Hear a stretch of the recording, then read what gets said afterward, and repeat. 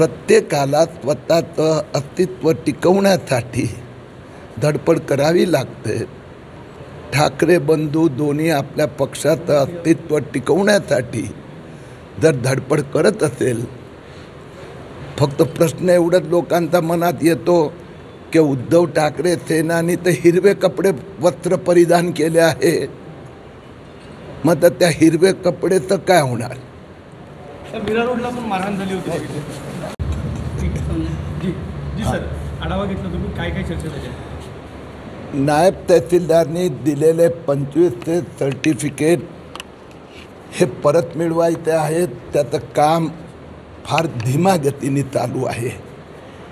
आज त्या मीटिंगमध्ये पुढच्या महिन्याभरात हे सगळे 25चे ओरिजिनल सर्टिफिकेट परत मिळवले जाणार आणि पुढच्या 8-10 दिवसात त्यांचं जे रजिस्ट्रेशन झालं आहे ते रद्द केले जाणार। बीड जिल्ह्यात 3 ठिकाणी FIR झालेल्या आहेत। त्या तपासाला पण गती देण्याचं मान्य झालं आहे।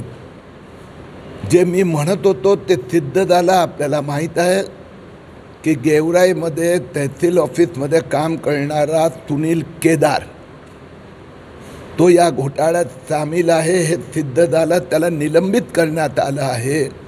मी आज गेवराई पोलीस स्टेशनमध्ये पण जाऊन मागणी केली आहे की सुनील केदारवर ताबडतोब गुन्हा दाखल झाला पाहिजे।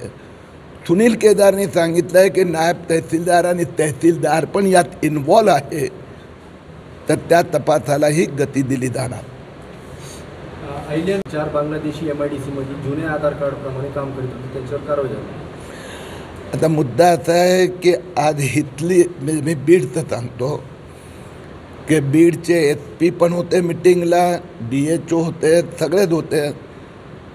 तर कलेक्टर आणि SPनी अशा प्रकारचे हिथे जे या प्रकरणात संशयास्पद आधार कार्ड आहे त्याची यादी तयार करून ते सरकारकडे पाठवणार आहेत।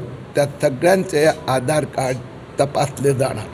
सर, एक छोटा राजकीय प्रश्न, उद्या ठाकरे बंधू जे आहेत ते एकत्र येणार आहेत आणि मीरा